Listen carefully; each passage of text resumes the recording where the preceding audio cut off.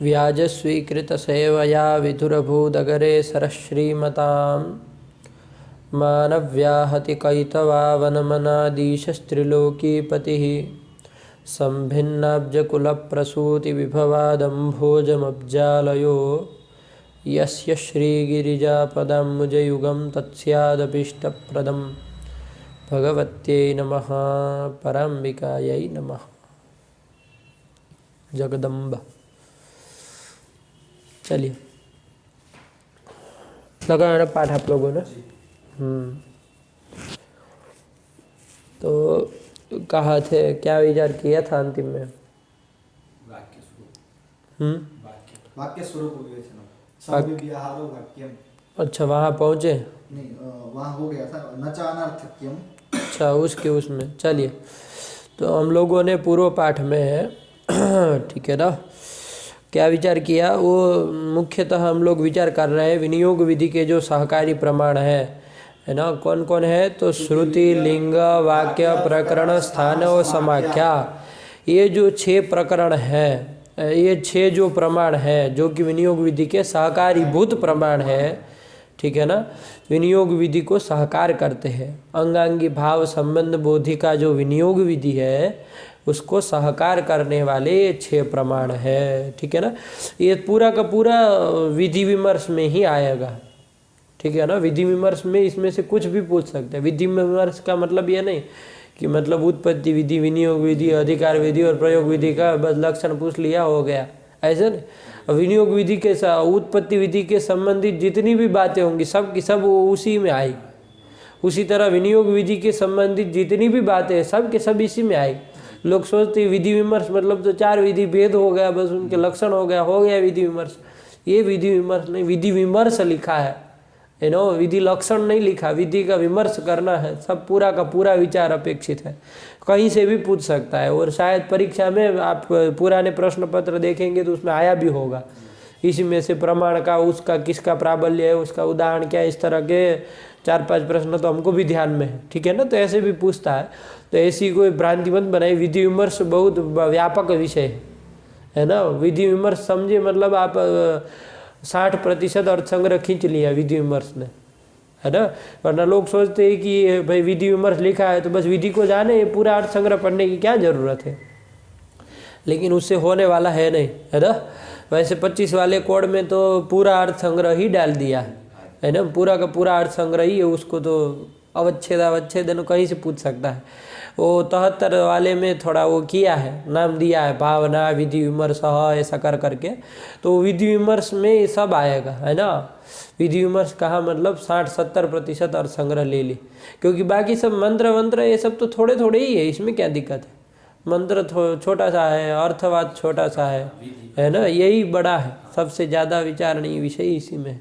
तो चल, विनियोग विधि जो 4 विधियों में जो विनियोग विधि है उसके सहकारी भूत जो 6 प्रमाण है, वो 6 प्रमाणों में हम लोग क्रम से विचार कर रहे थे। तो उसमें पहला था श्रुति, जिसका लक्षण हम लोगों ने जान लिया। और ये श्रुति जो है वो विधात्री, अभिधात्री और विनियोगत्री के भेद से 3 प्रकार की है। और विनियोगत्री जो कि सहकारी भूत प्रमाण है, श्रुतियों में जो सहकारी भूत प्रमाण श्रुति है वो विनियोगत्री श्रुति है।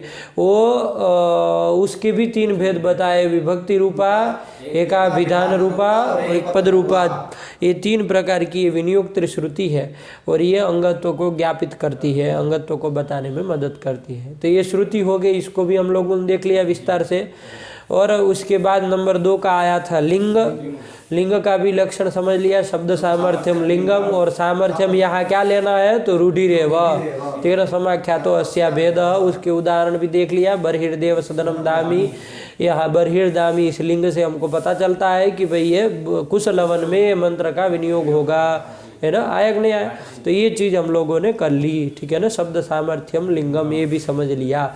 अब इसमें भी ये भी समझा कि पूर्व बलीय होता है। तो ये श्रुति जो है वो लिंग आदि 5 जो है, कौन कौन? लिंग, वाक्य, प्रकरण, स्थान, समाख्या, इन 5 से प्रबला है श्रुति। जैसे उदाहरण भी दे दिया, कदाचन स्तरी रसी नेन्द्र षष्ठ सीधा सुखे। ये जो आपका इंद्रिय ऋक है उसका विनियोग कहाँ पर हो? तो शब्द वो श्रुते है प्राबल्यात गार्हपत्योपस्थान का ही वो अंग होगा, है ना। गार्हपत्य नाम की जो अग्नि है उसके उपस्थान में ही उसका विनियोग होगा। ये सब हम लोगों ने विस्तार से देख लिया। इसके बाद हम लोगों ने लिंग का प्राबल्य भी देख लिया, ठीक है ना। किसकी अपेक्षा लिंग का प्राबल्य है? वाक्य प्रकरण स्थान समाख्या। इन चारों की अपेक्षा लिंग का प्राबल्य है। तो उसमें एक दृष्टांत उन्होंने दिया था, क्या? सोनम ते सदनम कृणोमि, ये जो घृतस्य धारया सुसेवम कल परिकल्पयामी नहीं है, कल्पयामी है मूर्ख तरीका, कल्पयामी। हाँ, मंत्र में भी जोड़ देना सीखोगे क्या है? क्या कहा जाएगा? अपौरुषेय वेद है, उसको भी पौरुषेय बना देंगे। सब लंठों को छूट दी जाए तो चलिए। तो घृतस्य धारया सुसेवम सुसेवम कल्पयामी, और आगे क्या है? तस्मिन् सीदामृत प्रतिष्ठ से मानः, ये मंत्र है, ठीक है ना। इसका विनियोग कहाँ किया जाए?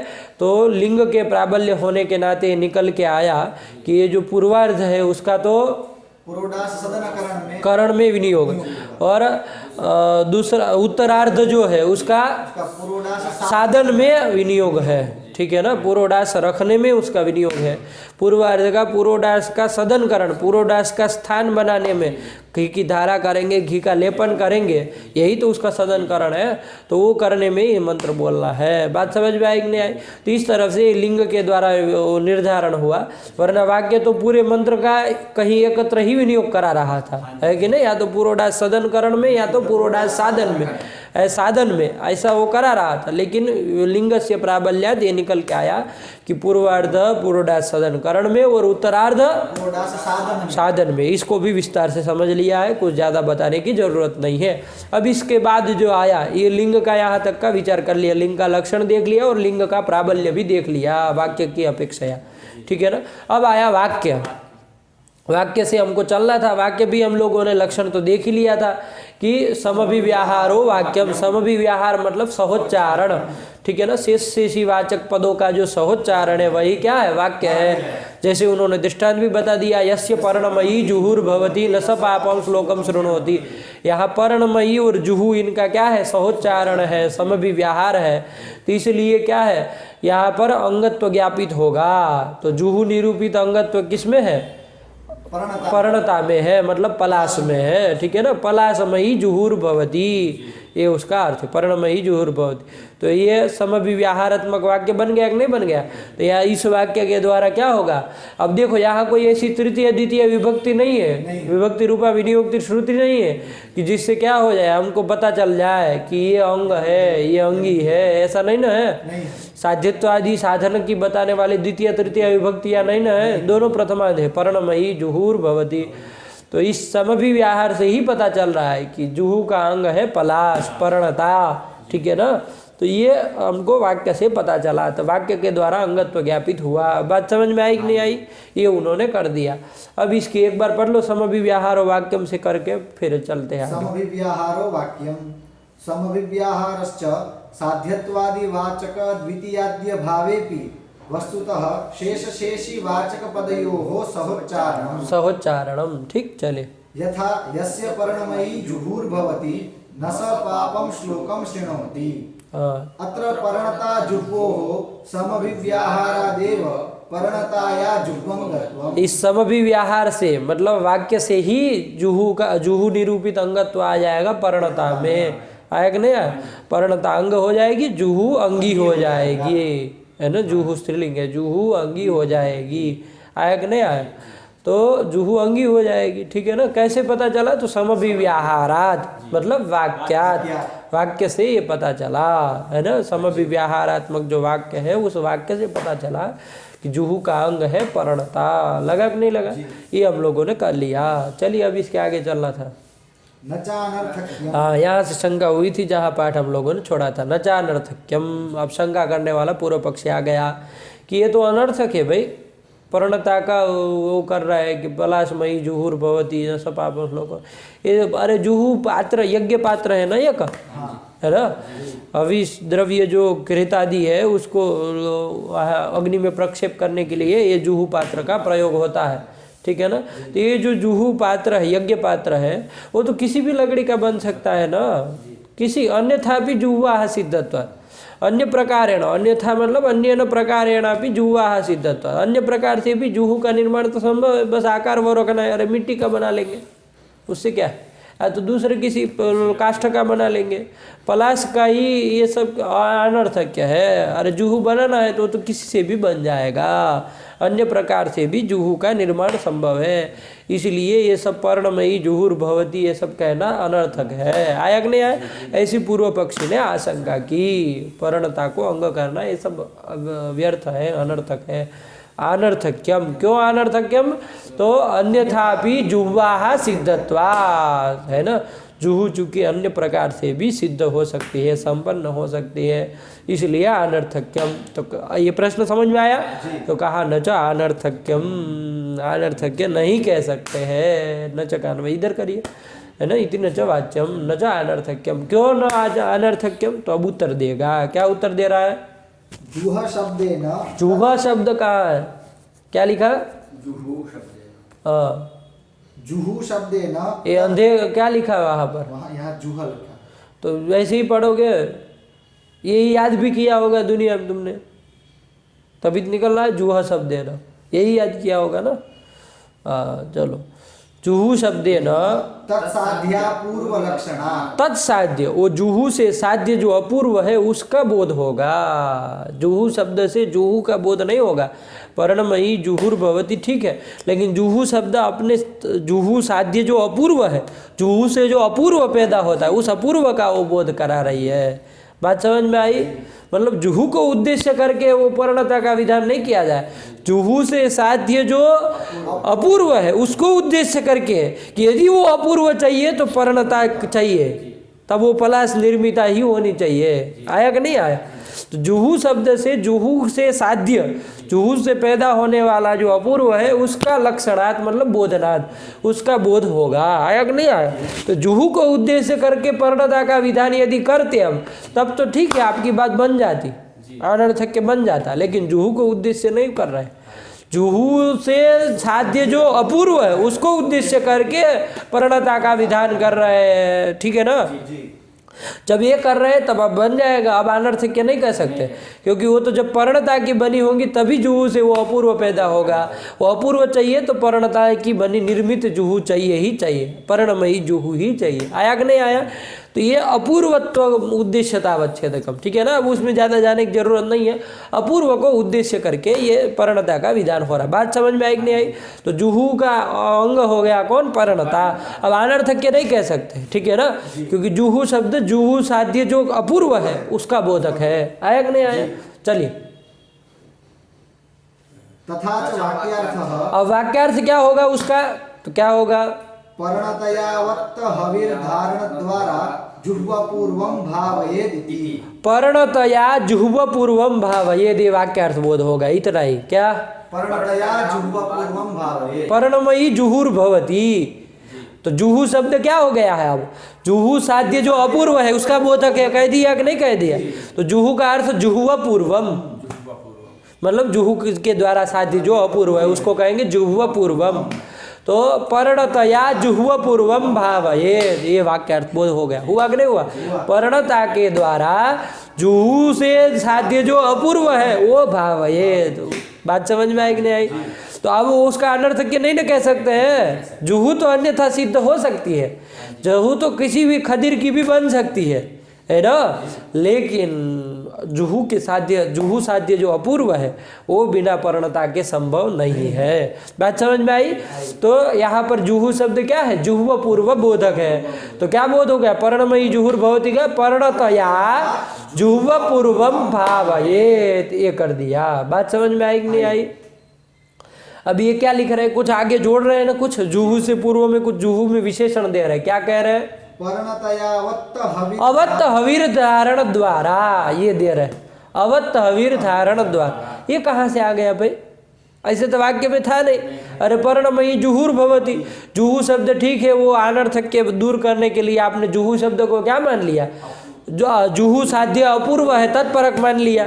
तो जुह्व पूर्वम भावयेत, ये तो आ गया। पर्णतया जुह्व पूर्वम भावयेत, ये तो समझ में आया हमको।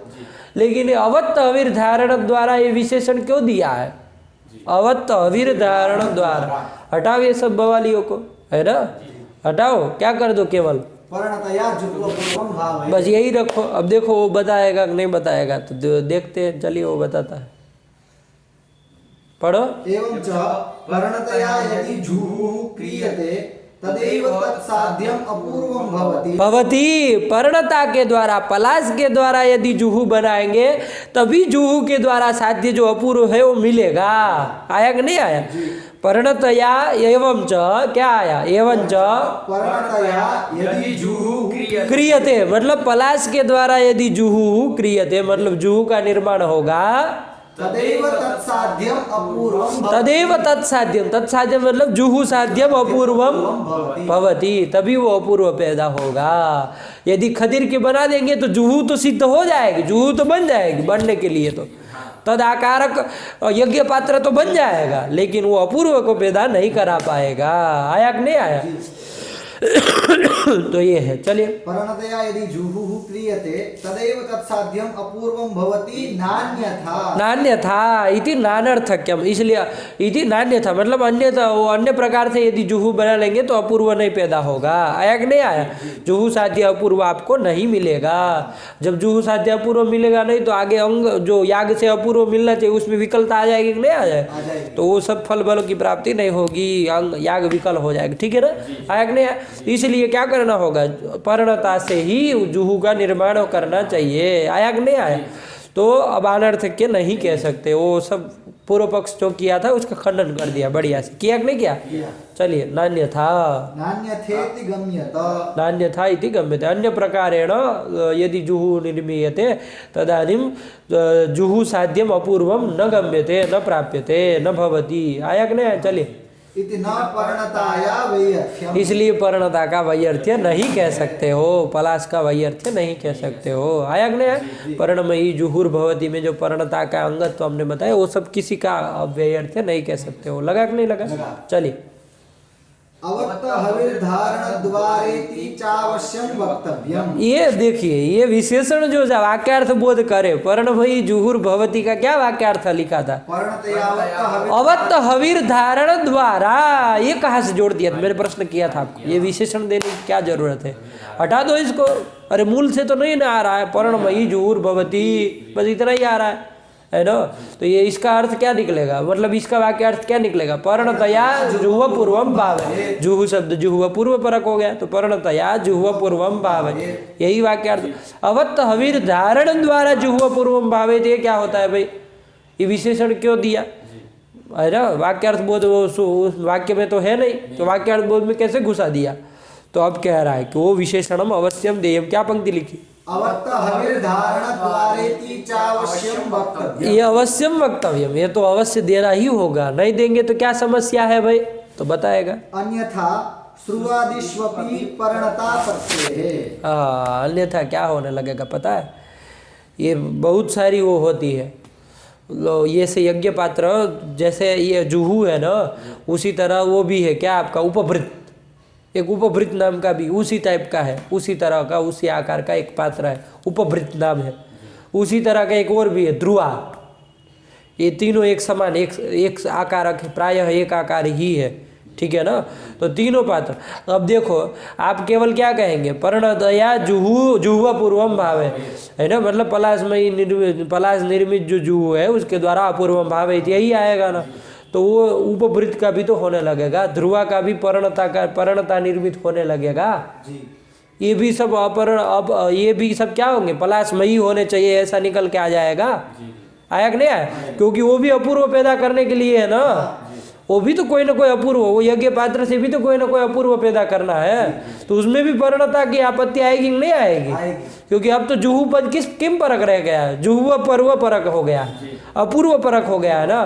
तो वो अपूर्व, उपभृत से अपूर्व भी पैदा करना है, और ध्रुवा से भी वो अपूर्व पैदा करना है, तो अपूर्व पैदा करना ही है, तो वो इसमें भी पर्णता की आपत्ति आएगी कि नहीं आएगी? वो भी पलाश की होनी चाहिए, ऐसी आपत्ति आएगी कि नहीं आएगी?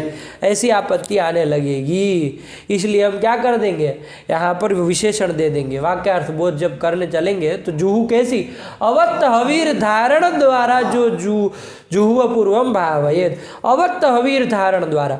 अवत्त हवी, अवत्त मतलब अवदान संस्कार जिसका हो गया उसको अवत्त हवि कहते हैं। जैसे अवत्त हवि मतलब बताऊँ मैं, जैसे कोई इतना बड़ा मतलब कोई है ना, जैसे दधी वो घृत जो है घी वो एक पात्र में रखा है, ठीक है ना, तो उसमें तो थोकम थोक रखा है, उसमें से कुछ निकाल के रखेंगे कि नहीं रखेंगे, तो उसमें जो थोड़ा निकाल के रखा गया है वही अवत्त हुआ, उसमें जो थोड़ा निकाला वही अवत्त हुआ, उसका अवदान किया ना, खंडन किया, मतलब उसमें से निकाल लिया, है ना। जैसे मान लीजिए पुरोडा से, है ना, तो उसमें से थोड़ा सा काट के ले लिया जाए तो वो क्या कहलाएगा, अवत्त कहलाएगा, अवत्त हवि कहलाएगा, ठीक है ना, जिसका अवदान कर लिया है कि वो मतलब उसमें से अलग करके खंडन करके अलग से ले लिया है। बात समझ में आई।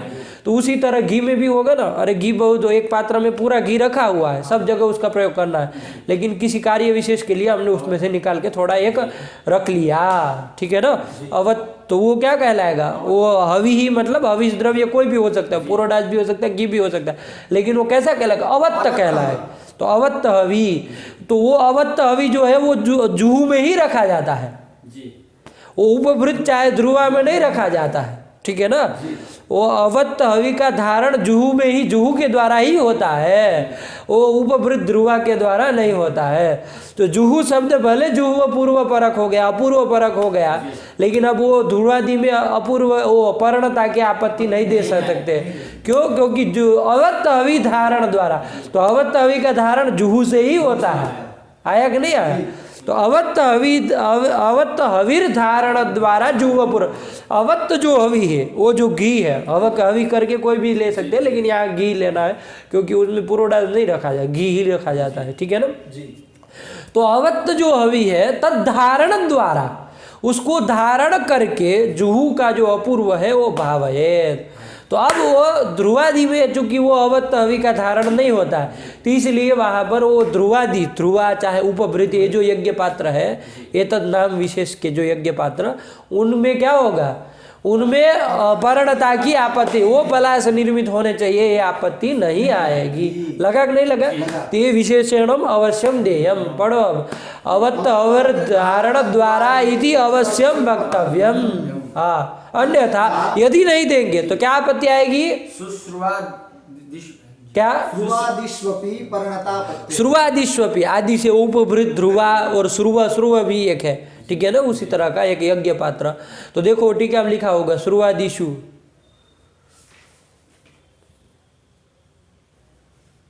श्रुवादिष्वपि आदिपदे न उपभृत ध्रुवादि नाम ग्रहण, उपभृत और ध्रुवा इनका भी ग्रहण कर लेना, ठीक है ना, श्रुव उपभृत ध्रुवा इनका, तो इनमें भी पर्णता की आपत्ति आएगी, ठीक है ना।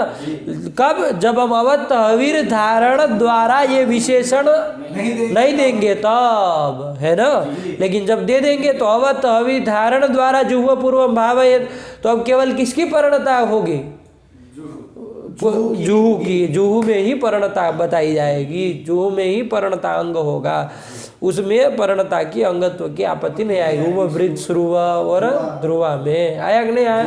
चलिए, सेयम पर्णता अनारभ्य, बात समझ में आ गई यहाँ तक का। तो आपको वो पूछेगा आपको कि भाई जुहू पर्णमयी जुहूर भवती, है ना, इसका वाक्यार्थ बोध क्या होगा, तो वो फिर भी ऑप्शन दे देगा आपको कि पर्णतया जुहू पूर्वम भावयेत, पर्णतया जुहूम भावयेत, पर्णतया अवत्त हविर धारण द्वारा जुहू पूर्वम भावयेत, और एक आध कुछ बना देगा, पर्णमयी जुहूर भवती, वही लिख देगा उठा करके। पूछेगा इसमें से कौन सा वाक्यार्थ बोध होता है, इसका वाक्यार्थ तो क्या लिखा जाएगा, धारण द्वारा जुहू पूर्वम भावयेत, है कि नहीं है। ये ध्यान रखना है, विशेषण देना जरूरी है ना। बात समझ में आई कि नहीं आई। तो चलिए यही, और ये भी पूछ सकता है कि भाई ये पर्णतया अवत्त हविर धारण द्वारा इति विशेषणम किमर्थम, तो पर्णतायाः ध्रुवादिषु अति प्रसंग वारणाय, है ना, मतलब उसमें पर्णता आपत्ति वारण आया ऐसा करके और 3-4 दे देगा तो कुछ फंसना वसना नहीं है, साफ साफ होना चाहिए, ठीक है ना। कि ध्रुवादि में, श्रुव में, ध्रुवा, उपभृत, इन सब में क्या आएगा, पर्णता की आपत्ति। पलाश की वो भी होने लगेगी, पलाश का वो भी होना चाहिए, ऐसा आपत्ति आएगी। क्यों आएगी ये समझ में आया? क्योंकि जुहू शब्द क्या हो गया, जुहू पूर्व, अपूर्व परक हो गया। तो अपूर्व तो उपभृत से भी पैदा करना है, वो ध्रुवा से भी, श्रुव से भी पैदा करना है, तो वो सब भी पर्णता के होने चाहिए, ऐसा निकल, ऐसी इसीलिए आपत्ति आ रही है। लेकिन जब हम अवत्त हविर धारण द्वारा कह देंगे तो उपभृत अवत्त हवि धारण करता ही नहीं है। उपभृत में अवत्त हवि का धारण नहीं होता है, ना तो ध्रुवा में होता, ना श्रुव में होता, जुहू में ही होता है। वो बात समझ में आएगी? तो यही, इसलिए वारण ये दे देने से वो सब में पर्णता की आपत्ति नहीं आएगी। लग गया? चलिए यही कर दिया, जो पर्णतया अवत्त हविर धारण द्वारा जुह्व पूर्वम भावे, ये कर दिया। बात समझ में आई? ये यहाँ तक का विचार हो गया। अब देखिए यहाँ से अब एक विशेष विचार और करने जा रहे। इतना हो गया, यहाँ तक का वो अनर्थक्य वारण किया, बस कुछ नहीं किया। इतना जो नचा अनर्थक्यम से लेके यहाँ तक का जो ग्रंथ आया उससे क्या हुआ, वो अनर्थक्य वारित किया गया। जो कोई कह रहा था कि अनर्थक्य होगा जुहू तो अन्यथा भी सिद्ध है, तो उसका अनर्थक्य वारण किया कि अनर्थक्य नहीं कह सकते हो पर्णता का, ठीक है। तो चलिए यहाँ तक का हो गया। अब यहाँ पर एक प्रश्न आता है, एक 2 तरह की विधियाँ होती है। क्या? 2 तरह की विधियाँ होती है। एक आरभ्याधीत विधि होती है और एक अनारभ्याधीत विधि होती है। क्या? एक आरभ्याधीत विधि होती है और एक अनारभ्याधीत विधि होती है। किसको कहते हैं आरभ्याधीत विधि और किसको कहते हैं अनारभ्याधीत विधि? किसको कहते हैं?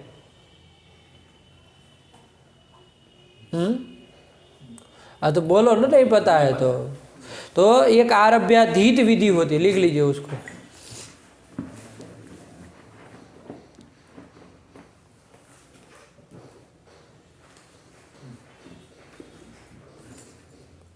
आरभ्याधीत, अनारभ्याधीत। आरभ्याधीत किसको कहते हैं? तो आरभ्याधीत कैसे कहते हैं, किसी प्रकरण को आरंभ करके उसमें यदि कोई आई हो विधि वाक्य तो उसको आरभ्याधीत वाक्य कहेंगे। जैसे कोई दर्शमास, बस इतना केवल नाम लिख लीजिए, समझ में आ जाएगा, अभी आप ऐसे ही समझ जाएंगे। किसी भी प्रकरण का चल रहा है, जैसे दर्श पूर्ण मास का प्रकरण चल रहा है, उसके प्रकरण में कुछ बात कह दी, कुछ विधियाँ आ गए, कुछ वाक्य आ गए, तो उस वाक्य को, तो उस विधि वाक्य को क्या कहा जाएगा? आरभ्याधीत। किसी प्रकरण को चल रहा है, उसमें उस प्रकरण को आरंभ कर दिए, उसी प्रकरण में यदि किसी विधि वाक्य आ जाता है उसको आरभ्याधीत कहा जाए। लेकिन कोई प्रकरण नहीं है, ऐसे ही कोई बात बताई गई है ना, बिना प्रकरण की, तो वह वहाँ पर क्या कहा जाएगा? उस विधि वाक्य को क्या कहा जाएगा? अनारभ्याधीत कहा जाएगा। प्रकरणम आरभ्यम यद वाक्यम अधीतम तद आरभ्याधीतम विधि वाक्यम, और प्रकरणम अनारभ्य यद वाक्यम अधीतम तद अनारभ्याधीतम विधि वाक्यम। आया कि नहीं आया? शब्द से ही ना अर्थ आ जा रहा है। आरभ्य अधीतम वाक्यम और अनारभ्य अधीतम वाक्य। किसको आरभ्य और किसको अनारभ्य? तो प्रकरणम आरभ्य अधीतम वाक्यम यद भवति तद आरभ्याधीत विधि वाक्यम, ठीक है ना। आरभ्य विधि भी कहते हैं और आरभ्याधीत विधि वाक्य, इतना भी कह दीजिए, आरभ्याधीतम। और किसी भी प्रकरण को आरंभ करके नहीं, ऐसे ही कहीं पर कुछ पढ़ दिया है ना, कुछ वाक्य का वो पढ़ दिया, तो उनको क्या कहेंगे? अनारभ्य प्रकरणम अनारभ्य अधीतम विधि वाक्यम, ये अनारभ्याधीत विधि वाक्य हो गया। बात समझ में आए? तो आरभ्याधीत वाक्य और अनारभ्याधीत वाक्य, ठीक हुआ। विधि वाक्य, विधि कहो वाक्य कहो एक ही बात है। प्राय समझ में आया कि नहीं आया? चलिए आ गया। ये 2 तरह की होती।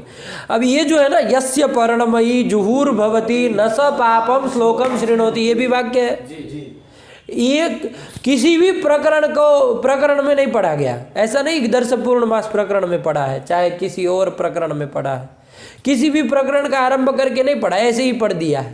तो इसको इस वाक्य को क्या, ये विधि को क्या कहेंगे? अनारभ्याधीत विधि कहेंगे। क्या कहेंगे? अनारभ्याधीत विधि। समझ में आ गया ना? मान लीजिए दर्श पूर्ण मास को बता रहे थे, उसमें ये वाक्य आ जाता, तब तो ये क्या कहा जाता? आरभ्याधीत विधि वाक्य कहा जाता, ठीक है ना। बात समझ में आई? लेकिन ये जो कौन वाक्य, यस्य जुहुर्भवति न स पापम श्लोकम शृणोति। हाँ, ये जो वाक्य है ये उसमें नहीं पढ़ा गया, किसी भी प्रकरण में नहीं पढ़ा। उस प्रकरण ने किसी भी प्रकरण को आरंभ करके ये वाक्य ने ऐसे ही कहीं पर कह दिया, ठीक है ना। तो ये वाक्य को क्या कहा जाएगा? अनारभ्याधीत विधि वाक्य। विधि वाक्य कहा जाएगा, अनारभ्याधीत विधि कहा जाएगा, अनारभ्याधीत विधि वाक्य कहा जाएगा। जो शब्दों से कहिए समझ में आया कि नहीं आया, ये कहा जाएगा। अब देखिए, जो आरभ्याधीत विधि वाक्य हो वो तो हमको समझ में आ जाए कि उसका कहाँ वो करना है, उसका कहाँ पर किसके साथ अन्वय होगा, वो क्या किसके साथ जुड़ा जाएगा, ये तो समझ। जैसे आरभ्याधीत वाक्य हो, मान लीजिए जैसे व्रीहिभिर यजेत, ये था ना, तो ये दर्श पूर्णमास प्रकरण में पढ़ा गया है। तो ये व्रीहिभिर यजेत वाक्य कैसा कहलाएगा?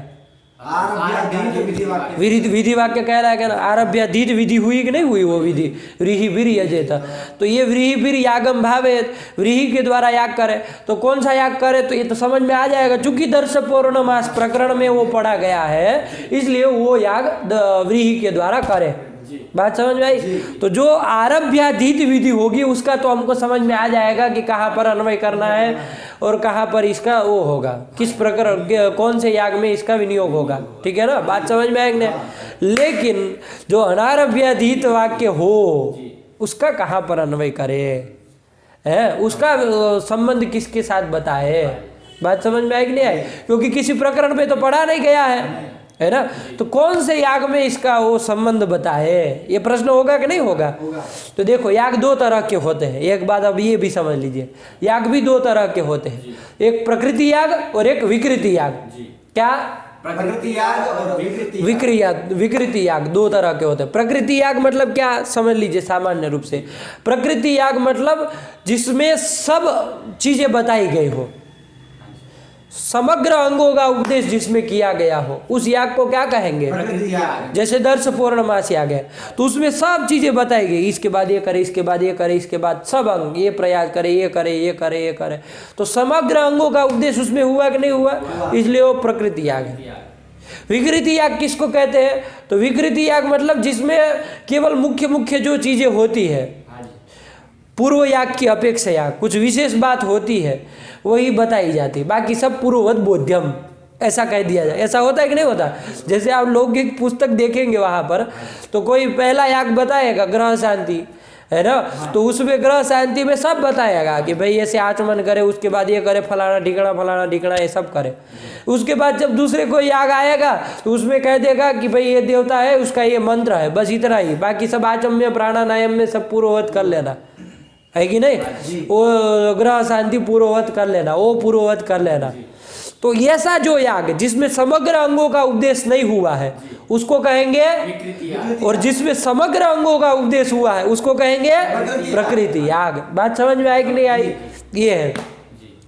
अब ये जो है, बात समझ में आएगी नहीं? प्रकृति याग विकृति याग दो तरह के याग होते हैं। अब ये जो वाक्य है, यस्य पर्णमयी जुहुर्भवति न स पापम श्लोकम शृणोति, वो तो किसी प्रकरण में नहीं पढ़ा गया है। अब इसका अन्वय कहाँ पर किया जाए? प्रकृति यागों में किया जाए कि विकृति यागों में किया जाए, कि सब जगह किया जाए, कि दोनों यागों, प्रकृति विकृति सब यागों में किया जाए अन्वय? ये प्रश्न होगा कि नहीं होगा? ये प्रश्न होगा, है कि नहीं? तो ये जो यस्य पारणमयी जुहुर्भवति न स पापम श्लोकम शृणोति, ये कैसी विधि है?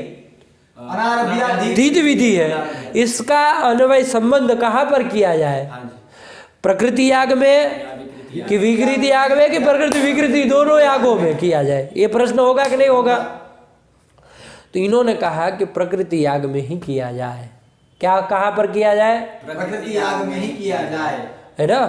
कहाँ पर? प्रकृति याग। प्रकृति याग मतलब, प्रकृति याग मतलब जिसमें समग्र अंग का उपदेश हुआ है। जैसे दर्श पूर्णमास, वहाँ पर सबसे पहले दर्श पूर्णमास है, तो उसमें सब चीजें बताए, कैसे आवाहन करे, ये करे, फलाना ढिकना ये करे, सबका।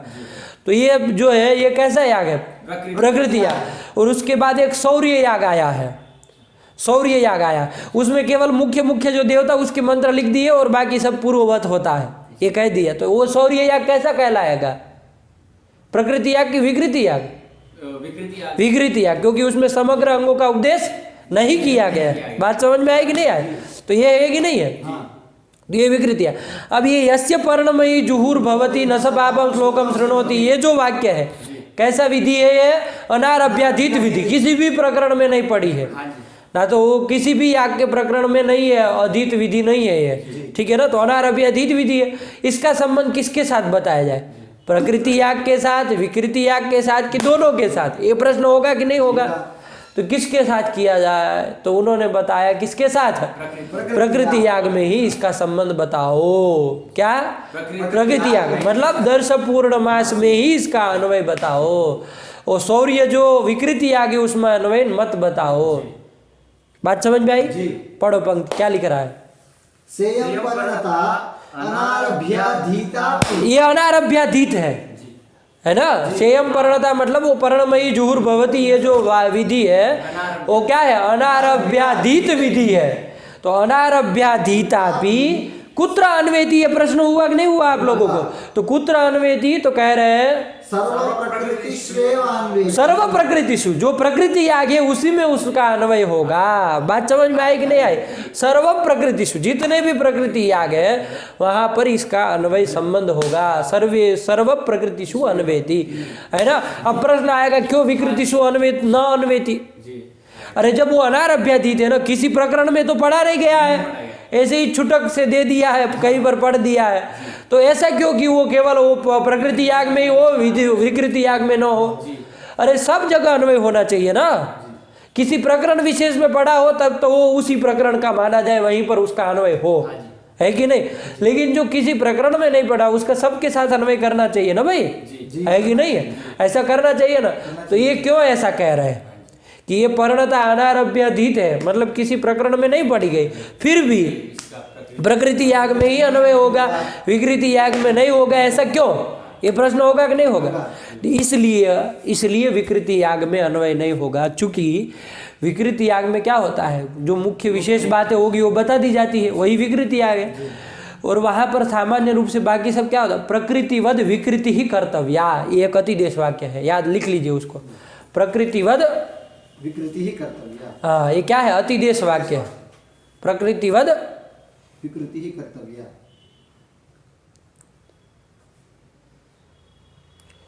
कि प्रकृति याग की तरह विकृति याग करना चाहिए। प्रकृतिवद विकृति ही कर्तव्य, ये अतिदेश वाक्य है। प्रकृतिवद विकृति ही कर्तव्य, ठीक है ना। क्या है? अतिदेश वाक्य है। तो इससे क्या हो जा रहा है कि भाई जो उसमें मुख्य जो प्रधान, जैसे वो शौर्य याग है, वो विकृति याग है ना, तो उसमें मुख्य देवता के लिए जो विशेष बात होगी वो तो वहाँ कही दी जाएगी। लेकिन बाकी सब कहा क्या, बाकी सब चीजें कैसे करना? तो प्रकृतिवद विकृति ही कर्तव्य। ये आ गया कि नहीं आ गया? बात समझ में आई? अब देखो, ये जो जुहू जो है वो परिणता की, पलाशमयी, पलाश निर्मिता होनी चाहिए, ये विधि वाक्य है। इसका अन्वय प्रकृति यागों में कर दिया, ठीक है ना। और प्रकृतिवद विकृति ही कर्तव्य, ऐसा करके वो विकृति में भी प्राप्त हो जाएगा कि नहीं हो जाएगा? उसमें भी जो जुहू होगी वो पलाश की हो जाएगी। ये अतिदेश वाक्य से प्रकृतिवद विकृति ही कर्तव्य, इस वाक्य से लाभ हो जाएगा कि नहीं हो जाएगा? अब आप वो पर्णमयी जुहुर भवती, उसका अन्वय जैसे प्रकृति में कर रहे हैं वैसे विकृति में भी करेंगे, तो विकृति याग में दो बार हो गया कि नहीं हो गया? दो बार हो गया। कैसे दो बार? एक तो अतिदेश वाक्य से। कैसे? एक तो, हाँ ठीक कह रहे हैं, बोलिए ना। मतलब ये जो पर्णमयी जुहुर भवती, इसका अन्वय प्रकृति याग में किया, ठीक है ना। ठीक, प्रकृति याग में कर दिया, है ना। अब प्रकृतिवद विकृति ही कर्तव्य, इस अतिदेश वाक्य के द्वारा वो विकृति याग में पर्णमयी जुहू प्राप्त हो गए कि नहीं हो गए? हो जाएगी। उस अतिदेश वाक्य से ही हो गए कि नहीं हो गया? अब ये जो वाक्य है कौन? पर्णमयी जुहुर भवती, उसका अन्वय जो कि अनारभ्याधीत है, सामान्य रूप से पठित है, कोई विशेष प्रकरण में नहीं पठित है, तो उसका अन्वय आप विकृति याग में भी करेंगे। तो विकृति याग में तो वो एक अतिदेश वाक्य से भी पर्णमयी जुहू प्राप्त हो गई थी, लेकिन अब इस पर्णमयी जुहू का अन्वय वहां करेंगे तो उससे भी प्राप्त हुई। तो दो बार हो रही कि नहीं हो? तो पौनरुक्त्य की आपत्ति आएगी कि नहीं आएगी? पौनरुक्त्य की आपत्ति मतलब एक बार प्राप्त हो ही गई थी, अब फिर से वही करा रहा है ना, फिर से अन्वय करा करके वही बात कर रहे कि नहीं कर रहे? बात समझ में आई कि नहीं आई? ये बात है। तो ये पौनरुक्त्यापत्ति नाम का दोष ना आ जाए, इसलिए हम क्या कहते हैं, अनारभ्याधीत ये पर्णमयी जुहुर भवती ये विधि है, लेकिन उसका अन्वय कहाँ पर केवल करेंगे, प्रकृति याग में ही करेंगे, क्योंकि विकृति में भी यदि करने जाएंगे तो क्या होने जाएगा, पौनरुक्त्यापत्ति दोष होगा, पौनरुक्त्यापत्ति आएगी। लगा कि नहीं लगा, बात समझ में आई?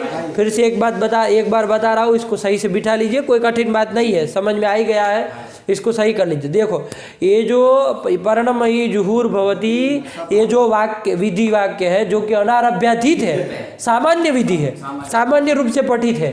अनारभ्याधीत विधि कैसी होती है, सामान्य विधि होती है, सामान्य रूप से पढ़ी गई है, ठीक है ना। अरे आरभ्याधीत विधि हो तो विशेष विधि होगी कि भाई किसी विशेष याग में ये करना है तो वो तो विशेष विधि हो गए। लेकिन जो अनारभ्याधीत विधि वो क्या होती, सामान्य विधि होती है। किसी प्रकरण को आरंभ करके तो पढ़ी नहीं गया है, अनारभ्याधीत विधि है तो सामान्य विधि है, सामान्य विधि है तो उसका अन्वय कहाँ पर होना चाहिए, तो सब जगह होना चाहिए, है कि नहीं है, सब जगह होना चाहिए कि नहीं होना चाहिए, सब जगह उसका होना चाहिए अन्वय, है कि नहीं है, तो होना तो चाहिए था। लेकिन कह क्या रहे कि प्रकृति याग में ही अन्वय होगा, है ना। दर्श पूर्ण मासादि जो प्रकृति याग है जिसमें समग्रांग का उपदेश होता है वही प्रकृति याग, और उसी में उसका अन्वय होगा, पर्णमयी जुहुर भवती अनारभ्याधीत विधि का, ठीक है ना। ये कहा विकृति याग में नहीं होगा, क्यों नहीं होगा, तो उसके लिए मैंने आपको कारण बता दिया कि इसलिए नहीं होगा क्योंकि वहां पर तो जुहू प्रकृतिवद विकृति ही कर्तव्य इस अतिदेश वाक्य से ही प्राप्त हो जाएगा, है ना। देखो वर्णमयी जुहुर भवती उसका अन्वय केवल प्रकृति याग में करिए, मतलब दर्श पूर्णमास में करिए, ठीक है ना। और भी जो प्रकृति याग होंगे उसमें भी करिए, लेकिन अभी उदाहरण के तौर पे हमने दर्श पूर्णमास याग ले लिया, उसमें अन्वय करिए, ठीक। विकृति याग में मत करिए। अब विकृति याग मतलब शौर्य याग जो है उसमें मत करिए, ठीक। तो ये शौर्य याग में न करे तो शौर्य याग में जुहू किसकी होनी चाहिए, वहां पर भी जुहू तो होती है, वो कैसी होनी चाहिए, वो कैसे पता चलेगा, वहाँ तो आपने पर्णमयी जुहू का अन्वय तो किया नहीं है, केवल प्रकृति याग में ही किया, तो वहाँ कैसी होनी चाहिए, तो वहाँ पर प्रकृतिवद विकृति ही कर्तव्य एक अतिदेश वाक्य होता है कि प्रकृति याग की तरह विकृति याग कर देना, ठीक है ना।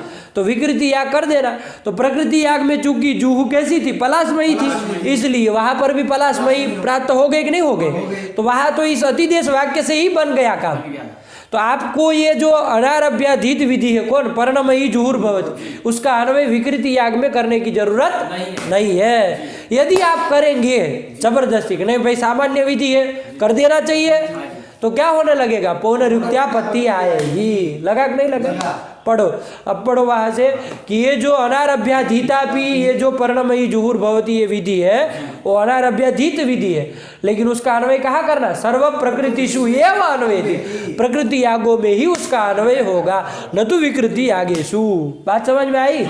क्यों, तत्र उदकेनापि, तत्र चोदकेनापि, चोदक शब्द तत्र च उदक नहीं है पंडित, चोदक मतलब अतिदेश, चोदकेनापि मतलब अतिदेशेनापि, चोदक मतलब अतिदेश, क्या है वो अतिदेश वाक्य,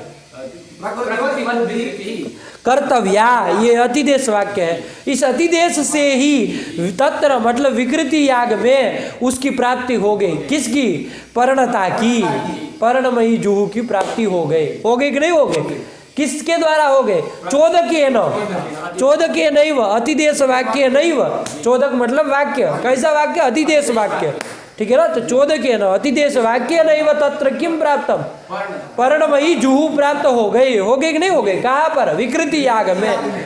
अब फिर से यदि आप पर्णमयी जुहुर भवती ये जो सामान्य विधि है, अनारभ्याधीत विधि है, उसका अन्वय करेंगे तो क्या होने लगेगा, पौनरुक्त्यापत्ति आएगी। ये न हो जाए इसलिए हमने क्या कहा कि अनारभ्याधीत विधि जो है उसका अन्वय केवल कहाँ होता है, प्रकृति याग में होता है, विकृति याग में नहीं होता है। बात समझ में आई? सर्व प्रकृतिषु एव अन्वेति न विकृतिषु, विकृति याग में न अन्वेति। चलिए, तत्र मतलब विकृतिषु, चोदकेनापि, अतिदेशेनापि, तत्प्राप्ति संभवात मतलब पर्णता प्राप्ति संभवात, पर्णता प्राप्ति हो जाएगी कि नहीं हो जाएगी, अतिदेश वाक्य से ही हो जाएगी, है कि नहीं। तत्प्राप्ति संभवात पौनरुक्त्यापत्तेः। पौनरुक्ति की आपत्ति आएगी। कब आएगी? यदि आप ये अनारभ्याधीत विधि परिणता विधि है उसका अन्वय कहा विधि वाक्य विकृति याग में करेंगे तब पौनरुक्त्यापत्ति आएगी, क्योंकि एक तो अतिदेश से भी प्राप्त हुआ परिणता और एक आप इसका अन्वय कर रहे हैं, इसलिए परिणता की प्राप्ति, तो पौनरुक्त्यापत्ति नाम का दोष होगा। पौनरुक्ति नाम का दोष होगा। तो इस दोष न हो जाए इसलिए हम क्या करेंगे, ये जो अनारभ्याधीत विधि सामान्य विधि है उसका अन्वय केवल प्रकृति याग में ही करेंगे। लग गया? और प्रकृति याग में करेंगे तो इसका मतलब ये नहीं है कि विकृति याग में जुहू खरीद के बना ले, दूसरे काष्ठ की बना ले, नहीं, ये नहीं है, क्योंकि वहां तो प्रकृतिवत विकृति कर्तव्यता करके परिणता की प्राप्ति हो ही जाएगी, अतिदेश वाक्य से ही हो जाएगी। लग गया कि नहीं लग गया? ये व्यवस्था बना दी। आया कि नहीं आया? चलिए पढ़ लीजिए एक बार उसको पूरा, इसलिए हो जाए। सेयं वर्णता अनारभ्याधीतापि सर्व प्रकृति श्रेयान्वेति न विकृतिषु। हाँ चलो पढ़ो, क्या सेयम? सेयं वर्णता अनारभ्याधीतापि सर्व प्रकृति श्रेयान्वेति न विकृतिषु। ठीक। तत्र चोदकेनापि तत्प्राप्ति संभवात् पौनरुक्त्यापत्तेः। आया कि नहीं आया? हेतु दे दिया, विकृतिषु नान्वेति में हेतु दे दी। विकृति में अन्वय नहीं होगा, क्योंकि अन्वय करने जाएंगे तो पौनरुक्त्यापत्ति होगी, परिणता की दो बार प्राप्ति हो जाएगी। एक तो अतिदेश वाक्य से हो गए, प्रकृतिवत विकृति करते इस वाक्य से, और एक ये वाक्य वहाँ घुसाएंगे। यदि अनारभ्याधीत सामान्य विधि है तो वहाँ पर भी अन्वय हो जाए करके आप करेंगे तो पौनरुक्त्यापत्ति आएगी। लगा कि नहीं लगा? चलिए। यत्र समग्रांगोपदेशः सा प्रकृतिः यथा दर्शपूर्णमासादिः। क्या? यत्र समग्रांगोपदेशः सा प्रकृति, वो बता दिया, चूंकि प्रकृति विकृति ये सब शब्द वो बोले कि नहीं बोले। अब आपको थोड़ी ना पता है प्रकृति याग क्या है, विकृति याग क्या है ना? वो तो वहाँ तो कुछ लक्षण वक्षण बता रहे, तो लक्षण बता रहे, आप लोग समझ लिए हैं कि प्रकृति याग मतलब क्या, जिसमें समग्र अंगों का उपदेश हो उस याग को क्या कहते हैं, और जिसमें समग्र अंग का उपदेश न हो वो हो गया विकृति याग। वही तो कह रहा, यत्र समग्रांगोपदेशः सा प्रकृति। बात समझ में? जैसे दर्श पूर्णमास याग, तो क्या लिख रहा है? दर्शपूर्णमासादि इत्यादि जो याग है वो प्रकृति याग है। और विकृति याग मतलब क्या? यत्र न समग्रांगोपदेश, जहाँ पर समग्र अंगों का उपदेश न हो वो विकृति याग। जैसे शौर्य याग बता दिया कि नहीं? पढ़ो, वही कह रहा। तत्प्रकरणे सर्वांग मूर्ख तरीका, अभी कहाँ पढ़ी वो पंक्ति? यथा दर्श पूर्णमासादि, तत्प्रकरणे सर्वांग पाठात्। हाँ, चूंकि दर्श पूर्णमास में क्या, दर्श पूर्णमास याग में, दर्श पूर्णमास प्रकरण में समग्र अंगों का पाठ कर दिया गया, ये करना चाहिए, ये करना चाहिए, सब बता दिया गया, इसलिए वो प्रकृति है, प्रकृति याग है। हाँ, इसके बाद यत्र न सर्वांगोपदेशः सा विकृति। अच्छा, यह अब आ रहा था, ठीक है। यत्र न समग्रांगोपदेशः सा विकृति यथा शौर्यादिः। हाँ चलिए। तत्र कतिपयांगानाम अतिदेशेन प्राप्त। वहाँ सब अंगों का उपदेश नहीं किया जाता है, जो केवल मुख्य बात वही बताई जाती है कि इसके ये प्रधान देवता, इसका ये मंत्र है, ऐसे करना चाहिए, इस द्रव्य से करना चाहिए, बस इतना ही बताएंगे। बाकी सब चीजें, प्रयाग याग कैसे करना है, उपयाग याग कैसे करना, वो सब प्रकृतिवत विकृति ही कर्तव्य। ये जब ये सब अंगों का क्या हो जाएगा, वो अतिदेश से ही प्राप्ति हो जाती है ना। कतिपयानाम अंगानाम अतिदेशेन प्रकृतिवत विकृति ही कर्तव्या इति अतिदेशेन एव प्राप्त था। जब उस अतिदेश से प्राप्त हो जाएगा तो सब अंगों का उपदेश यहाँ करने की जरूरत नहीं ना है। अरे आचमन वाचनम करना चाहिए, वो सब आप क्यों बताएंगे? तो वरना वही बताते रहेंगे जिनकी पर आचमन करिए, आचमन करिए, आचमन करिए, आगे बढ़ेंगे ही नहीं। तो इसलिए कुछ अंशों मुख्य बातों को ही बता दिया जाता है, बाकी सब अतिदेश के द्वारा प्राप्त हो जाता है। तो जिसमें समग्र अंगों का उपदेश न हो विकृति याग है, जैसे शौर्य याग, और जिसमें समग्र अंग का उपदेश हो वो प्रकृति याग है, जैसे दर्श पूर्णमास याग। लगा? यत्र न समग्रांगोपदेशः यथा शौर्यादिः। हाँ, तत्र कतिपयांगानाम अतिदेशेन प्राप्तत्वात्। हाँ, तो वो अतिदेश से प्राप्त हो गए, तो समग्र अंगों का उपदेश जो अतिदेश से प्राप्त हो गए उनका उपदेश तो नहीं करेंगे ना, तो समग्र अंग उपदेश नहीं हुआ, इसलिए वो विकृति आ गए। आया कि नहीं आया? चलिए। अनारभ्य विधि सामान्य विधि। अनारभ्य विधि किसको कहते हैं? तो जो सामान्य विधि हो, है ना, सामान्य विधि हुई ना। अरे जो आरभ्य विधि होगी, आरभ्याधीत विधि होगी, वो तो क्या होगी? वो तो विशेष विधि हो जाएगी, क्योंकि एक विशेष प्रकरण में उसका पाठ है, तो उसमें ही उसका संबंध होगा, बाकी जगह नहीं होगा। और ये तो अनारभ्य विधि है, तो सब प्रकृति यागों में अन्वय होगा। सामान्य विधि है ये, आया कि नहीं आया? विकृति यागों में नहीं होगा, ये बात अलग है, ठीक है ना। लेकिन सामान्य विधि वो होती है। लगा कि नहीं लगा? तो अनारभ्य विधि ही सामान्य विधि और आरभ्य विधि ही विशेष विधि। हाँ, चलिए आ गया ना। चलिए यही कहा, पढ़ो। तदिदम ये कर दिया। अब यहाँ पर ये वाक्य पूर्ण हो गई, विचार हो गया। अब ये वाक्य का विचार हो गया, ठीक। अब ये वाक्य जो है पूर्व पूर्व बलिया करके वाक्य बलवत है कि नहीं है? किसकी अपेक्षा बलवत है? प्रकरण स्थान समाख्या इन सब की अपेक्षा बलवत है। तो वही लक्ष्य इदम तदिदम वाक्यम, ऐसा समभिव्याहारात्मक जो ये वाक्य है, इदम वाक्यम प्रकरणादिभ्यो बलवत्। प्रकरणादि आदि करके कौन लेंगे? स्थान समाख्या। मतलब प्रकरण स्थान समाख्या, इन तीन से ये वाक्य बलवत है। आया कि नहीं आया? चलिए, बलवत है। तदिदम वाक्यम प्रकरणादिभ्यः बलवत्।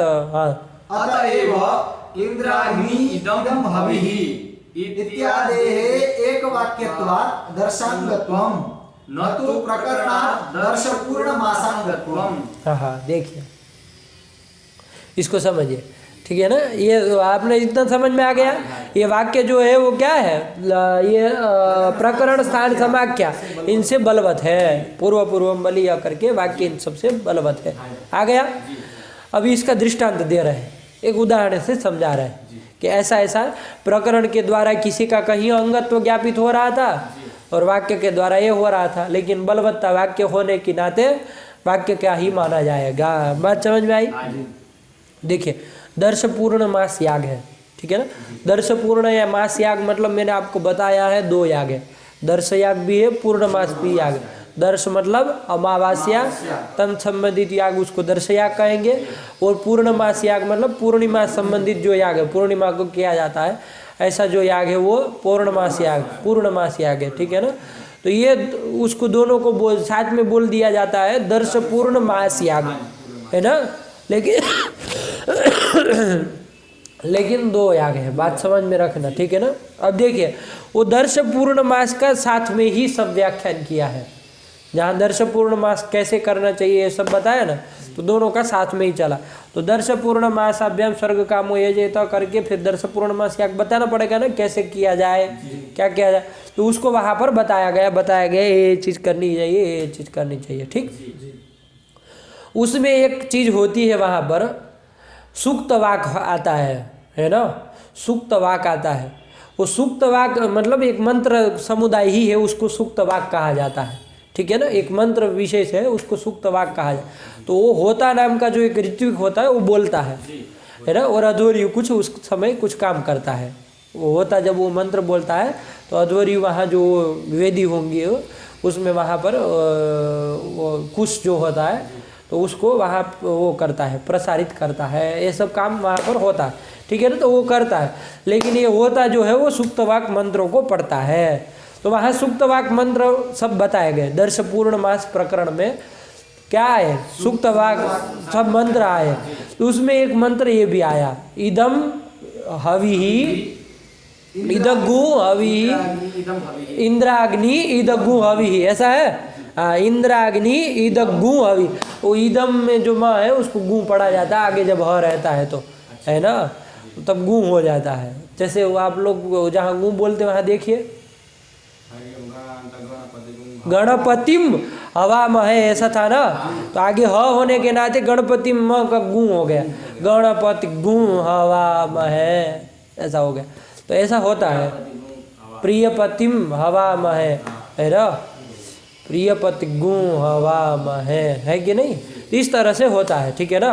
बात समझ में आई ना। तो यहाँ पर भी इदग्गु हवि ही ऐसा बोला जाएगा। आदत हमको ऐसी है ना, चूंकि वैसे ही पढ़े तो इदग्गु हवि ही, तो वरना इदम हवि ही लिखा है तो म को गु हो जाता आगे है ना। तो इदग्गु हवि ही वहाँ प्रातिशाख्य में सूत्र है इसके लिए बहुत कुछ, कि गु हो जाता है, वो गु होता है। गु भी दो तरह के होते हैं ना, ह्रस्व दीर्घ करके।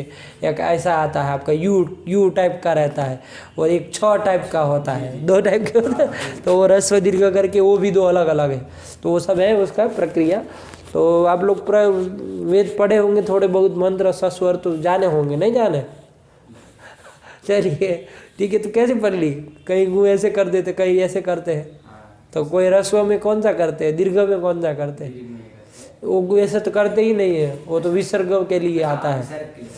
गु के लिए ऐसे करते हैं, गु हवि ही, या तो ऐसे करते हैं। दो होता है, दो तरफ के। ह्रस्व दीर्घ के लिए अलग अलग होता है। चलिए, तो ये है। आया कि नहीं आया? तो क्या कर दिया यहाँ पर? क्या था? हाँ, इंद्राग्नि इद गु हवि ही, ये मंत्र है। ठीक है, ये दर्श पूर्णमास प्रकरण में पढ़ा गया है। अब ये इंद्राग्नि इद गु हवि ही, ये सूक्त वाक है ना? सूक्त वाक का एक मंत्र विशेष है। पूरा मंत्र वो टीका में लिखा होगा। इंद्राग्नि इद गु हवि ही, क्या है आगे? अग्नि सोमा। आज मूर्ख तरीका जो बोल रहा हूँ वो पढ़ो ना। अतएव इंद्राग्नि इद गु हवि ही इत्यादेः एक वाक्यत्वात्। इंद्राग्नि इद गु हवि ही मंत्र पढ़ा होगा, टीका में पूरा पढ़ो ना। तुमको वज्र मूर्ख हो, दिमाग खोपरा खाली है तुम्हारा, भांग खाते हो तुम। देखो वहां टीका में इंद्राग्नि इद गु हवि ही मंत्र लिखा होगा। इद गु हवि रजुषेताम। हाँ, यही तो मंत्र है वो, इतना ही। इंद्राग्नि इद गु हवि रजुषेताम विवृधेताम अविवृधेताम अकराताम। अकराताम, बस इतना ये है। ठीक है, उसको रखो नीचे। मूर्ख तरीका, कैसा कैसा हाथ लगाएगा। हुआ कि नहीं हुआ? तो ये क्या है? ये मंत्र है पूरा का पूरा। ठीक है ना? जो पढ़े, सही पढ़ना आता है तुमको, देख के जैसे लिखा वैसे ही पढ़ो। तुमको गुम गु करने की कोई ज़रूरत नहीं, जैसे लिखा वैसे बिना तोड़े उस मंत्र को पढ़ो। अविवृधेताम ने क्या क्या बोल दिया, मूर्ख तरीका। इदम हवि रजुषेताम अविवृधेताम अकराताम। अकराताम, ये मंत्र है। आया कि नहीं आया? ये मंत्र दर्श पूर्णमास याग में पढ़ा गया है ना? दर्श पूर्णमास प्रकरण में ये पढ़ा है। अब ये मंत्र है, सूक्त वाक का मंत्र है। ठीक है ना? और भी मंत्र होंगे, लेकिन ये भी एक मंत्र है। अब बताइए, दर्श पूर्णमास प्रकरण में हुआ तो दर्श याग में भी सूक्त वाक आता है, और पूर्णमास में भी, याग में भी सूक्त वाक आता है। सूक्त वाक मतलब बोला जाता होता, वो मंत्र बोलेगा। अब ये दर्श पूर्णमास प्रकरण में ये मंत्र पढ़ा है कि नहीं पढ़ा है? पढ़ा है। तो अभी ये मंत्र कौन से याग में प्रयोग हो? दर्श याग में हो कि पूर्णमास याग के हो? पूर्णमास याग के हो। तो दर्श पूर्णमास में पढ़ा, दोनों में हो, यही निकल के आएगा कि नहीं आएगा? और दर्श पूर्णमास के प्रकरण में जब पढ़ा है तो किसका अंग होगा ये? दोनों का। दर्श याग में भी ये बोला जाएगा, पूर्णमास में भी ये बोला जाएगा। बात समझ में आई कि नहीं आई? तो ये सब बोला जाएगा। ठीक है ना? क्या ये मंत्र दर्श पूर्णमास याग में पढ़ी थे, दर्श पूर्णमास प्रकरण में ये पढ़ी थे। तो ये मंत्र का किसका अंग होगा? दर्श याग का होगा कि पूर्णमास याग का होगा कि दोनों का होगा? तो प्रकरण चूंकि दर्श पूर्णमास का था, उसमें ये मंत्र आया है, तो प्रकरण से क्या समझ में आ रहा है कि ये मंत्र किसका अंग होगा? दोनों का। दर्श पूर्णमास का अंग होगा, मतलब दोनों यागों का अंग होगा। ऐसा प्रकरण से आ रहा है कि नहीं आ रहा है? लेकिन एक बात ध्यान देना, दर्श याग में देवता है अग्नि, इंद्र, इंद्राग्नि, ये तीन ठो देवता है। अग्नि, इंद्र, इंद्राग्नि, ऐसा करके। और उसमें दर्श याग में है अग्नि, अग्नि सोमो उपांशु, अग्नि सोमो, ऐसा करके। ठीक है ना? टीका टिप्पणी में देखेंगे तो ऐसे देवता लिखे। आप लोग विशेष रूप से कहेंगे तो एक दिन लिखा देंगे, है ना? किस याग में कौन देवता है, मुख्य देवता, प्रधान देवता कौन है। ठीक है? तो सामान्य रूप से समझिए, इंद्राग्नि देवता कौन याग में आया? दर्श याग में है, पूर्णमास याग में नहीं है। ठीक है? अब देखिए, ये जो इंद्राग्नि इद गु हवि, ये पूरा मंत्र है। ये मंत्र कहाँ पढ़ा है? दर्श पूर्णमास याग में पढ़ा है, दर्श पूर्णमास प्रकरण में पढ़ा है। तो प्रकरण से तो क्या समझ में आ रहा है? ये मंत्र का कहाँ भी किसका अंग होगा? दर्श याग का भी होगा, पूर्णमास। तो दर्श पूर्णमास दोनों का अंग होगा। ये प्रकरण से आ रहा है कि नहीं आ रहा है? लेकिन ये इंद्राग्नि इदम हवि ही, इस वाक्य में इंद्राग्नि शब्द आ रहा है। आ रहा है कि नहीं आ रहा है? तो इस इंद्राग्नि शब्द का समभिव्याहार है कि नहीं है? इदगम हवि अजुखे कदाम अवि अकराताम क्या क्या है। तो इसका समभिव्याहार होने से तो इस वाक्य से क्या समझ में आ रहा है, ये मंत्र केवल और केवल किसका अंग होगा, दर्श याग का ही अंग होगा। दर्श याग के देवता है ना इंद्राग्नि, तो उस इंद्राग्नि शब्द आ रहा है, उसका समभिव्याहार होने से इस वाक्य से, ये मंत्रात्मक ये जो वाक्य है, इस वाक्य से क्या समझ में आ रहा है, ये मंत्र दर्श याग का अंग है, ये वाक्य से आ रहा है। तो ये तो बड़ा विचित्र हो गया। प्रकरण से ये समझ में आ रहा है कि ये मंत्र जो है वो दर्श पूर्णमास दोनों का अंग है, और वाक्य से क्या आ रहा है कि ये दर्श याग का अंग है आ रहा है। तो अब क्या किसका प्राबल्य है, प्रकरणाद दिव्य वाक्य से प्राबल्यम, वाक्य प्रबल है ना, तो वाक्य प्रबल है तो ये मंत्र किसका अंग माना जाएगा, दर्श का ही अंग माना जाएगा, दर्श पूर्णमास का अंग नहीं माना जाएगा। लगा कि नहीं लगा, पढ़ो क्या लिख रहा, अतएव इंद्राग्नि इदम हविः इत्यादेः एक वाक्यत्वात् दर्शांगत्वम, दर्श का ही ये मंत्र अंग होगा, एक वाक्यत्वाद, ये एक वाक्य है कि नहीं है, हाँ एक वाक्यत्वाद दर्शांगत्वम, न तो प्रकरणात् दर्श पूर्ण मासांगत्वम, प्रकरण से दर्श पूर्ण मास का अंग मत बना देना पंडित जी, ठीक है ना, बात समझ में आई कि नहीं आई। अब एक प्रश्न होगा कि भाई ये तो ठीक आपने कह दिया प्रकरण से वाक्य बलवत है और वाक्य के बलवत होने के कारण दर्श का अंग होगा, दर्श पूर्ण मास का अंग नहीं होगा, ये समझ में आ गया, दृष्टांत भी समझ लिए, बढ़िया से हो गया, ठीक है ना। प्रश्न पूछेगा वो कि भाई इंद्राग्नि इदम अविहि इति मंत्रः कस्य अंगम, दर्शस्य पूर्णमासस्य दर्श पूर्णमासस्य कि शौर्यस्य है, तो किसका अंग है, दर्शस्य अंग आ जाएगा कि नहीं आ जाएगा, बात समझ में आई। ऐसे पूछेगा कि वो दर्शांगत्वम अस्य मंत्र इंद्राग्नि इदम अविहि अस्य मंत्र से दर्शांगत्वम कस्मात् प्रकरणाद वाक्यात लिंगात श्रुते है, वाक्य से पता चला ना, वाक्य से पता चला, इस तरह किसी भी तरफ से वो पूछ सकता है ना बनाने वाला। बात समझ में आ गई आपको, तो आप उत्तर दे देंगे, आया कि नहीं आया। तो ये कर दिया कि ये मंत्र जो है वो क्या होगा, दर्श याग का अंग होगा, मास का नहीं होगा, क्योंकि प्रकरणाद वाक्यम बलवत, प्रकरण से वाक्य बलवान होता है, इसलिए वाक्य ने जो अंगत्व ज्ञापित कराया वही माना जाएगा। अब एक प्रश्न होगा आपको कि भाई ये बलवत क्यों होता है, वाक्य जो है वो प्रकरण से बलवत क्यों होता है। जैसे सबसे पहले श्रुति प्रबल थी तो उसमें हमने हेतु दिया था, क्यों प्रबल है वो, श्रुति प्रबल है तो इसलिए प्रबल क्योंकि वहाँ प्रत्यक्ष कोई शब्द होता है विनियोजक, और लिंगादि में ऐसा होता नहीं है, इसलिए उसकी बलवत्ता बताई है कि नहीं है। और लिंगम बलवत बताया था, वाक्यादि थे तो लिंग की बलवत्ता बताई थी, तो कैसे लिंग की बलवत्ता थी, लिंग की बलवत्ता कैसे थी, जैसे स्योरम ते सदनम क्रीडोमि, ये मंत्र जो है वो लिंग के कारण का पूर्वार्ध पूर्वोडास सदन करण में अंग हुआ था और उत्तरार्ध पूर्वोडास साधन में अंग हुआ था कि नहीं हुआ था। वाक्य तो कहीं एकत्र पूरे मंत्र का अन्वय करा रहा, अंग तो बता रहा था एकत्र कहीं पर, है कि नहीं है। तो लिंग का प्राबल्य था, क्यों था, क्योंकि वो वाक्य जब तक वो एक वाक्य बनेगा, पूरा मंत्र वो तस्मिन के अनुरोध से ही तो एक वाक्य बन रहा था, तस्मिन के अनुरोध से ही तो एक वाक्य, तो जब तक एक वाक्य बने और तब फिर एक वाक्य होने के बाद जब वो एकत्र अन्वय कराएगा तब तक तो वो शब्द सामर्थ्य लेकर के सदनम क्रीडोमि पूर्व वाक्य में और तस्मिन सीध उत्तरार्ध में ये शब्द सामर्थ्य लेकर के कहीं विनियोग करा देता वो लिंग पहले ही, इसलिए उसका प्राबल्य था कि नहीं था। इसी तरह यहाँ पर ये समझ में आ गया प्रकरण से वाक्य बलवत होता है, ये समझ में आ गया, मतलब प्रकरण से वाक्य बलवत होता है ये मान लिया हमने।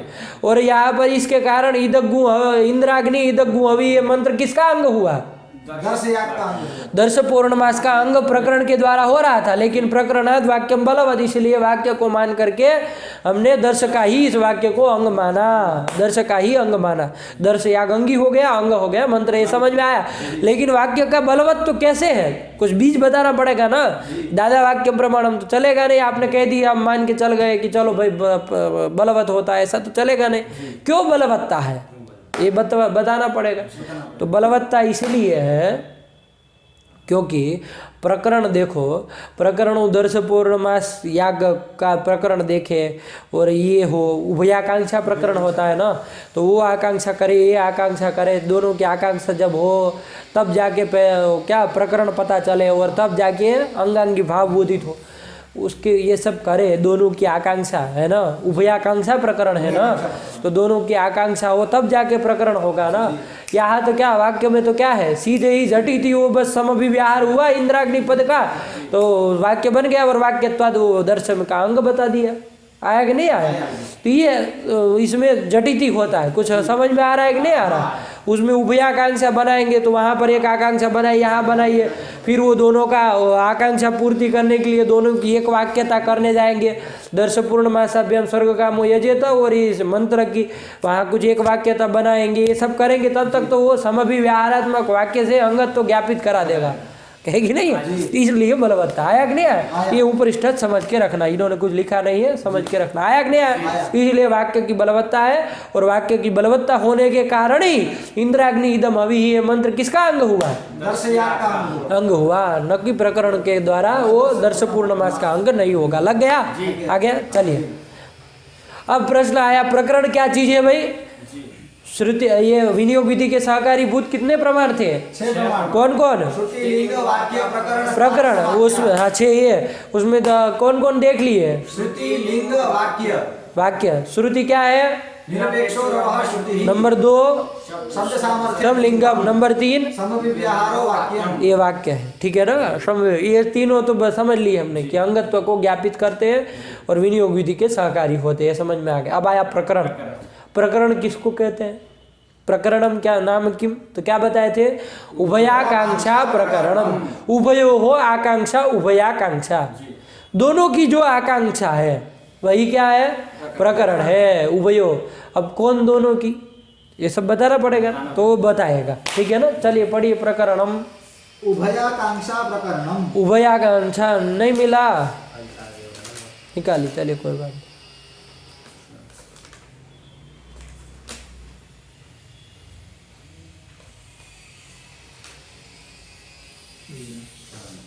क्या? उभयाकांक्षा प्रकरणम। उभयाकांक्षा, दोनों की जो आकांक्षा है, उभयो आकांक्षा, ठीक है ना? दोनों की जो आकांक्षा है वही प्रकरण है। कौन दोनों की, ये सब बताएगा। चलिए चलना है। यथा प्रयाजादिषु समिधो यजति इत्यादि वाक्ये फल विशेषस्यानिर्देशात् समिद्यागेन भावयेत् इति बोधानन्तरं किम इत्युपकार्याकांक्षा। देखो समझो इसको। मैंने आपको 5 वाक्य लिखाए थे। समिधो यजति, तनूनपातम यजति, ईडो यजति, बर्हिर्यजति, स्वाहा कारम यजति, ये 5 वाक्य थे कि नहीं थे? याद न हो तो कर लीजिएगा। ये 5 वाक्यों से एक एक याग हो रहा है। समिधो यजति समिध याग, ईडो यजति से ईड याग, बर्हिर यजति बर्हि याग, स्वाहाकार में स्वाहाकार याग, और तनुनुपात में तनुनुपात याग, ठीक है ना? ये 5 के द्वारा 5 याग प्राप्त। और ये 5 याग जो है ना, वो 5 यागों का नाम है प्रयाज याग। ये 5 का ही सम्मिलित नाम है प्रयाज याग। प्रयाज याग कहने से 5 वाक्यों के द्वारा अभिहित प्रयाज याग का बोध होता है, यागों का बोध होता है। प्रयाज याग कहने से ये 5 वाक्यों के द्वारा बोधित जो याग है, समिध याग, ईड याग, बर्हिर याग, स्वाहाकार याग, तनुनिपात याग, इन 5 यागों का क्या होता है? बोध होता है, वो प्रयाज याग कहलाते हैं 5 मिलके, ठीक है ना? एक एक का नाम एक एक विशेष रूप से आप लोगों ने जान लिया, ठीक है? ये वाक्य का हम लोगों ने पूर्व पाठों में लिखे थे, ठीक है? तो ये है, ये प्रयाज याग है। तो ये प्रयाज याग समझ में आया। और एक है वो दर्श पूर्णमासाभ्याम स्वर्ग कामो यजेत। तो दर्श पूर्णमासाभ्याम स्वर्ग कामो यजेत मतलब स्वर्ग काम दर्श पूर्णमासाभ्याम यजेत, तो दर्श पूर्णमास याग करे, ठीक है ना?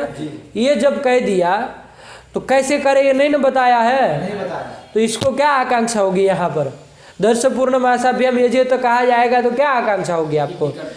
इति कर्तव्य आकांक्षा होगी कि भाई कथम भाव ये दर्श पूर्णमास याग करे तो ठीक है, चलिए कोई दिक्कत नहीं, करेंगे, लेकिन कैसे करेंगे? इति कर्तव्यता आकांक्षा, कथम भाव आकांक्षा होगी कि नहीं होगी? है ना? ये आकांक्षा होगी, तो ये आकांक्षा होगी। और इसमें जो समिध आदि याग जो आए, समिधो यजति, ईडो यजति, बर्हिर यजति, स्वाहाकारम यजति, तनुनुपातम यजति, इसके द्वारा जो ये प्रयाज याग हो रहा है, तो वहाँ याग की तो प्राप्ति होगी, लेकिन वहाँ कोई फल विशेष नहीं बताया है कि ये याग का क्या फल है। समिधो यजति, बस इतना ही कहा। समिधि यागे न भावयेत, किम भावयेत कुछ लिखा है? तनुनपातम या तनुनपात यागे न भावयेत, किम भावयेत कुछ लिखा है? तो फल विशेष का निर्देश नहीं किया गया है ना वहाँ पर, तो उसको क्या है, साध्य की आकांक्षा है कि भाई ये समिधि याग से किम भाव है, ये किम भाव है क्या है, साध्याकांक्षा। को बात समझ में आएगी नहीं कि इससे करना क्या है, ये आकांक्षा होगी। और वो दर्श पूर्णमास याग, दर्श पूर्णमासाभ्याम यजे तो कह दिया, तो वहां पर क्या आकांक्षा हुई, कैसे करे, साधनाकांक्षा, ओ कीर्ति कर्तव्यता आकांक्षा हुई, कथम भाव आकांक्षा। बात समझ में आई। तो उभयो हो आकांक्षा, दोनों की आकांक्षा हुई कि नहीं हुई, दर्श पूर्णमासाभ्याम यजेत को भी कथम भाव आकांक्षा, तो इसकी एक आकांक्षा। और समिधो यजेत यजति इत्यादि जो 5 वाक्य जो प्रयाग याग के हैं, तो उसके क्या साध्याकांक्षा हुई। तो ये दोनों को एक एक आकांक्षा हुई कि नहीं हुई, एक को कथम भाव आकांक्षा, एक को साध्याकांक्षा। तो ये दोनों की जो ये आकांक्षा है, यही क्या है, प्रकरण है। यही प्रकरण है, ये आकांक्षा जो है यही प्रकरण है, गतम भावाकांक्षा और उधर साध्याकांक्षा। ये जो आकांक्षा है वो भी यही प्रकरण है। और ये प्रकरण होने के नाते क्या हो जाएगा, ये प्रकरण से हमको पता चलेगा कि ये जो प्रयाग याग है, समिधादि जो प्रयाग याग है, वो किसके अंग है, दर्श पूर्णमास याग के अंग है। ये समझ में आ जाएगा कि नहीं आ जाएगा। किससे पता चला, ये यहाँ कोई वाक्य फाक्य नहीं था, लिंग श्रुति कुछ नहीं है। ये समिधादि जो प्रयाग याग है, 5 प्रयाग याग है ना, पांचों का मिल करके ही एक नाम प्रयाग याग है। ये जो प्रयाग याग है वो अंग है, किसका अंग है, दर्श पूर्णमास याग का अंग है। ये कैसे पता चला, प्रकरण से पता चला, उभयाकांक्षा रूप जो प्रकरण है उससे पता चला। लगा कि नहीं लगा, ये आप लोग समझ लिया। अब पंक्ति को लगाना है, बात समझ में आई ना। तो उभयाकांक्षा प्रकरणम, हाँ चलिए, यथा करके अब सीधा दृष्टांत में ही ले जा रहे हैं। ठीक, चलिए।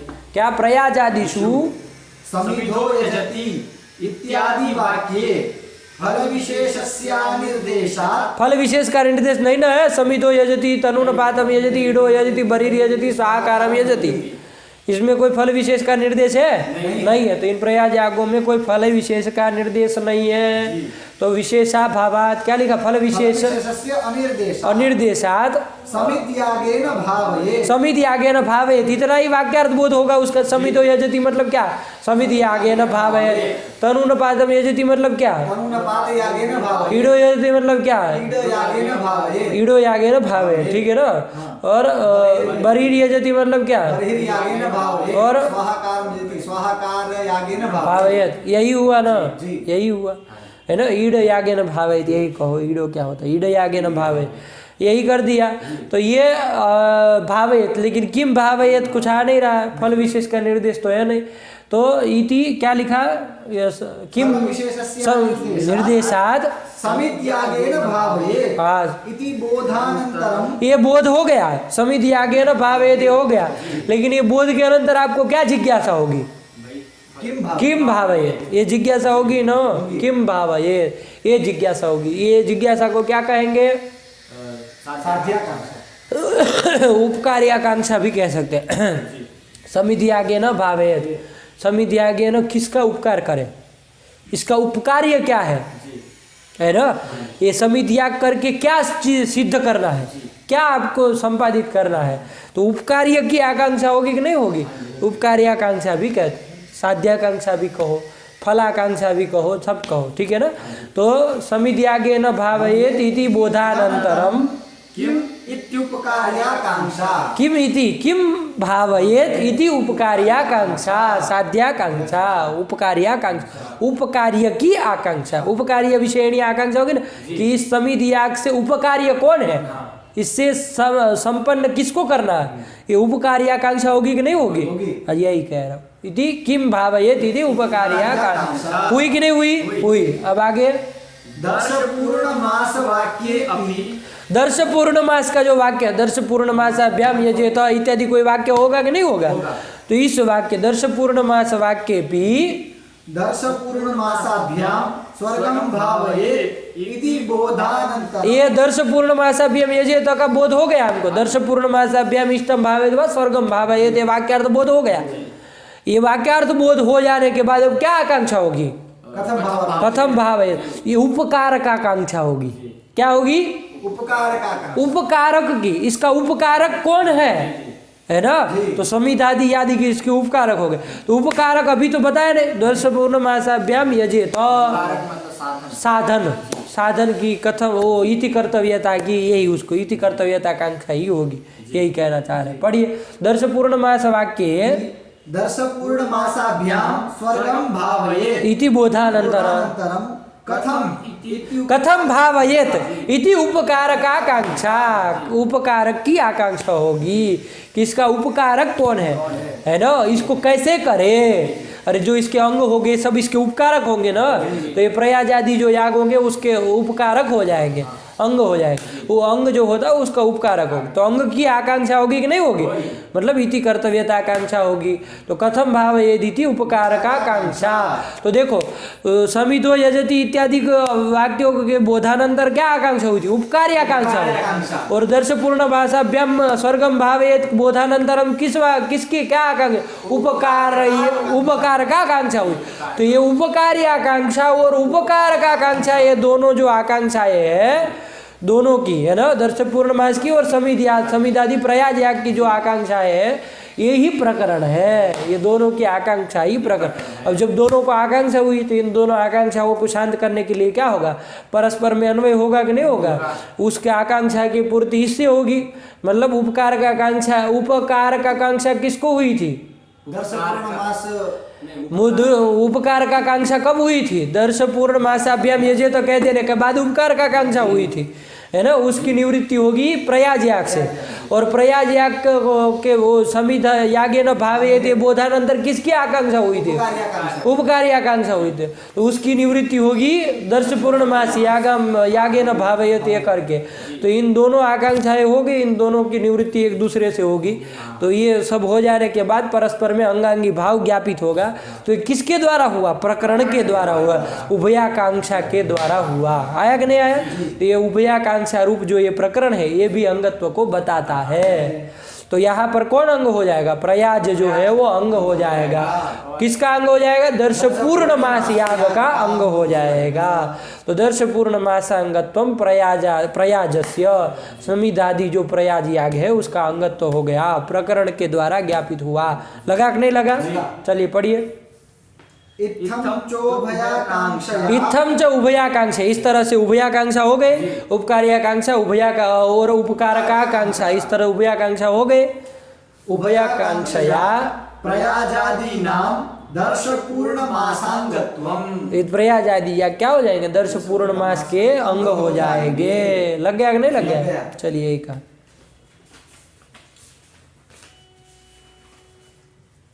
तच्च प्रकरणम द्विविधम। अब ये प्रकरण, ये तो समझ में आ गया आपको, ये अंगत्व कैसे बताता है उसका लक्षण समझ गए।